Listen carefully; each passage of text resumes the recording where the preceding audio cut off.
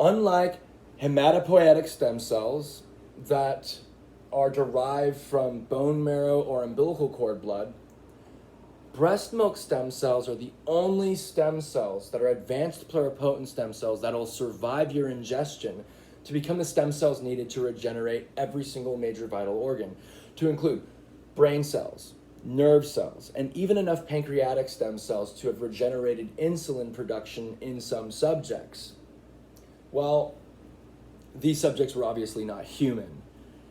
Anyway, I would like to conduct a couple clinical trials that would be vital to validating in a very concrete way what I would like to have proposed under OMsynthesis, which would be, and I'm going to call it donor-funded biological insurance, which is, sort of a rather dubious term because the term biological insurance originates from the private cord blood banking industry, which I could get into in a little bit. But, and those guys are just evil. Anyway, it would be the first banking program, breast milk banking program that would be specifically banking the breast milk stem cells. Now, this is so that that premature infant born 2 miles down the road can now have 2, 3, 4, 5 times the exposure to the stem cells most closely related to the child's own mothers. Now, the way of validating this would be to conduct the genetic matching and linking of nursing mothers so that the child does get the breast milk stem cells most closely related to its own mothers. But the trial that I want to focus on, which is going to take the most work and being able, I can't exactly identify what data would need to be quantified, what data would need to be looked at, and how we're going to derive this information. And what this is seeing how we can not only just influence prenatal development, but yes, we're going to determine to what extent we would be influencing prenatal development by feeding expectant mothers at various stages of pregnancy, whether they be 10 weeks pregnant or 5 months pregnant, and seeing if the regenerative functionality of these stem cells can truly be passed on from mother to expectant child. Now, prior to that, we would actually need to determine whether or not, or not determine whether or not, but determine the degree to which the genetic matching and linking of nursing mothers would affect the efficacy of breast milk in general. Whether breast milk on its own is important, in comparison to using formula, or whether genetically matched breast milk indeed would have a higher rate of safety and efficacy than using breast milk from a breast milk donor bank. Now, in 2013, in 2014, beginning of 2014, I and a couple of friends had experimented not with the genetic matching and linking of nursing mothers, rather we used close familial matches, as in we had nursing mothers that had, they had exclusively fed their children formula, and they had to have either a first cousin or a sibling that was nursing at the same time, that was also willing to give up their breast milk for this, and then compare the progress of these children against infants that were exclusively fed breast milk from a breast milk donor bank, or from a donor that was from a completely different concentration of genetic commonalities, from a completely different ethnic group.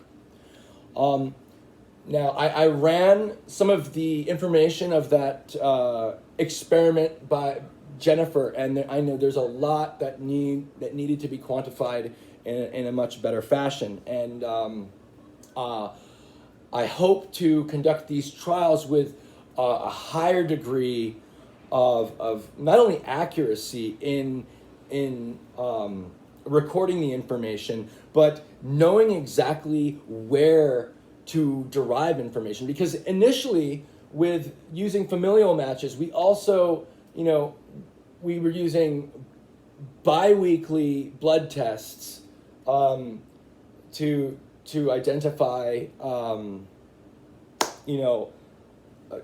to look at, liver enzyme count, white blood cell count, red blood cell count, and it was limited to that.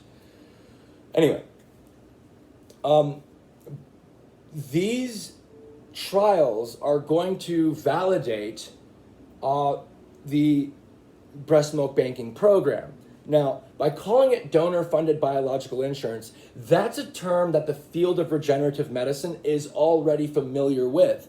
And it's beyond me how anybody in the field of regenerative medicine doesn't see the, breast milk, not breast milk, but the cord blood banking industry as a giant, evil, dubious thing, okay?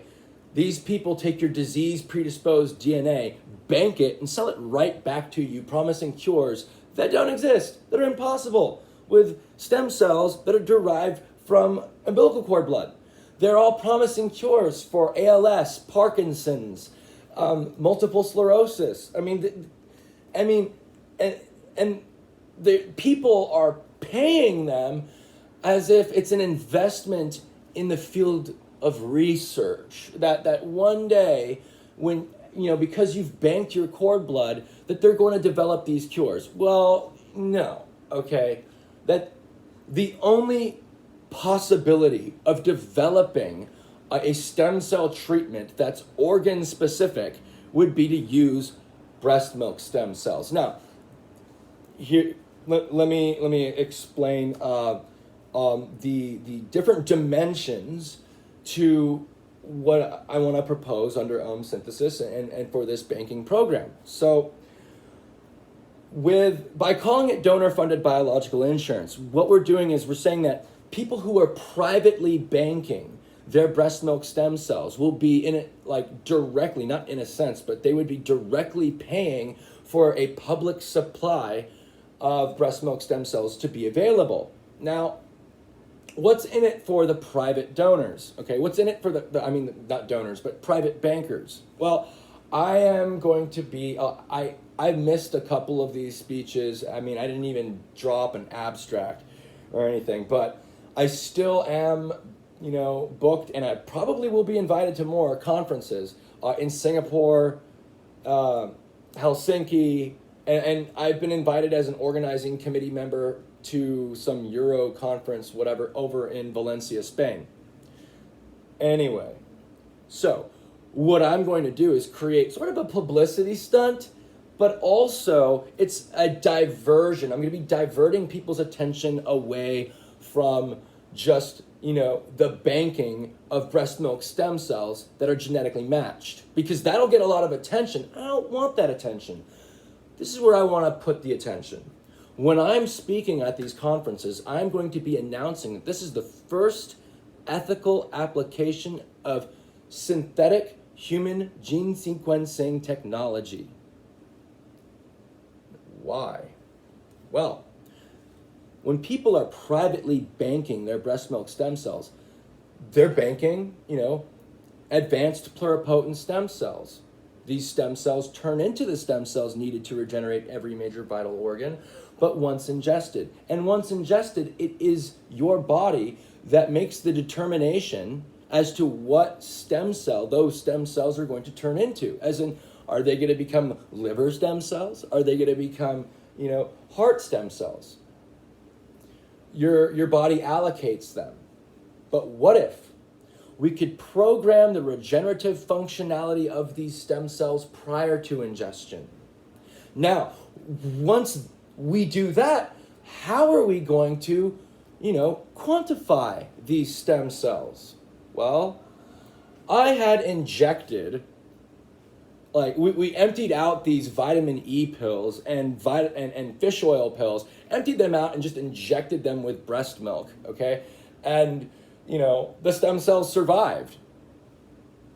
So, that's a quantifiable concentration of stem cells when we're able to engineer not only the organ-specific functionality of these stem cells in capsule form, but now we're going to have the first quantifiable concentration of breast milk stem cells in capsule form. So now we'll have brain cells, heart cells, lung cell pills. I mean, heart pills, liver pills, kidney pills, brain pills, pancreatic pills. And if we're going to be using, or at least even introducing the proposal for the use of synthetic human gene sequencing technology, we're not only going to be able to, engineer the organ-specific functionality of these cells. What we're going to be doing is being able to engineer not just the efficacy, but a quantifiable rate of efficacy by milligram, okay? By milliliter. We're going to be able to increase the survivability and durability of these stem cells while in capsule form. So they're going to be able to survive refrigeration or maybe freezing. Okay? So that's awesome. And we don't necessarily need to have that technology nailed down. Okay? See, the cord blood banking system, none of that technology is going to be nailed because it's all lies. But with this, the promise of using the application of synthetic gene sequencing technology is an investment enough for a private banker.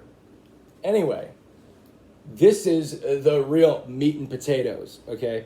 So it's not about, my goal, however, it's not about, just being able to have this banking program to create a public supply of breast milk stem cells. The private donors, the private bankers, they're going to be able to pay for this, but we're going to be able to be scaled up and franchise and open up like McDonald's, because the money that is being used to pay for the public banking is going to be used to autonomously provide the clinical services exclusive to the needs of women, okay?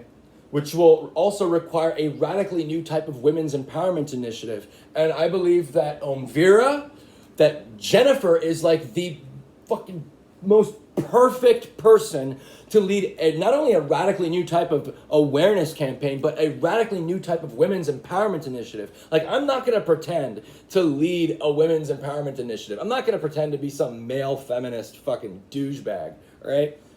Look, she's got an incredibly powerful presence, voice. It's just, dude, she's like Terminator. Anyway, by doing this, if we are autonomously able to provide these clinical services that are exclusive to the needs of women, okay, under this administration, I don't give a fuck how much of an asshat he is. No one's going to shut down Planned Parenthood. No one's going to shut down Planned Parenthood's cash flow, but somebody could be the most appropriate, depending upon what state. And I think, Utah, we could start there, because I've talked to the guys at the